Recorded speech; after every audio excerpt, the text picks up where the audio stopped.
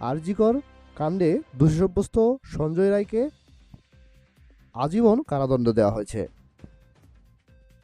সমরেশ ও সম্পাদাসের পাঠানো তথ্য ভিডিওচিত্রে থাকছে বিস্তারিত। আজ 20 জানুয়ারি সোমবার সকাল 10টা থেকেই কোর্ট চত্বরের বিভিন্ন দিকে সাধারণ মানুষ থেকে শুরু করে অন্যান্য দলীয় কর্মীরা জমায়েত হতে থাকেন।